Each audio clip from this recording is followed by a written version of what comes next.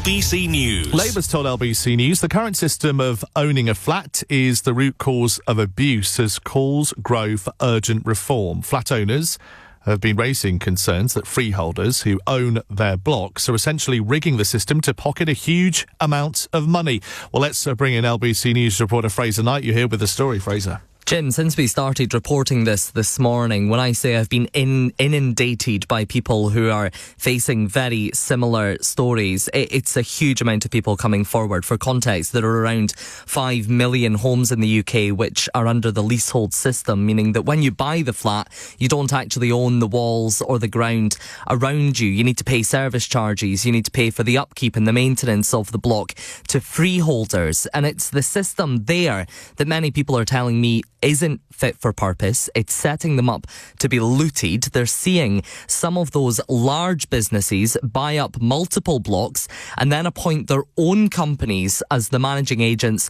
or as the contractors for maintenance. But they're using that under the guise of the rising cost of living to increase these costs exponentially, putting people in a place where they can't afford to pay this as they go on. Now, Sophie Bishner is a leaseholder in Hertfordshire, and she told me she now wishes she never bought her flat in the first place.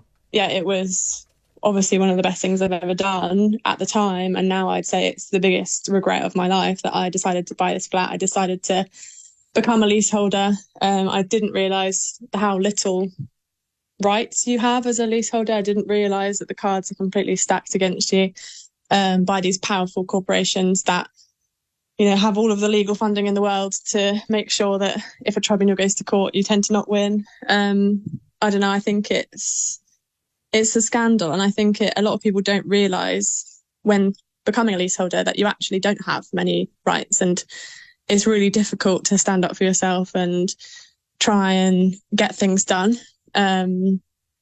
It's become really difficult. Now, there are ways, Jim, to challenge increased costs that leaseholders think are unfair. They can take them to tribunal, they can go through a number of processes. But what I've been told is that simply it's inaccessible and far too expensive. It takes a lot of time, a lot of money to go through. And Russell Conway, who's a housing lawyer, told me that there needs to be root and branch reform. Many people are pushing for root and branch legislation on these issues because they affect so very many people.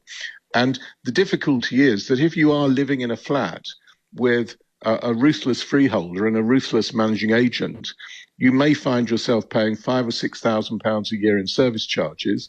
And there have been promises from the government for reforms. They say more are on the way, but there's a lot of criticism about dragging their feet. Now, we've heard from Labour this afternoon. Their Shadow Housing Minister, Matthew Pennycook, has said all the signs suggest that this Conservative government is set to roll back on reforming the leasehold tenure. That is the root cause, he says, of the abuse and poor service that so many homeowners experience at the hands of their managing agents. But Michael Gove and his department saying that they will be bringing forward more legislation. They've already brought forward some, and to keep an eye on the King's speech on the 7th of November for what could come next. Thank you very much indeed, Fraser Knight, for the update.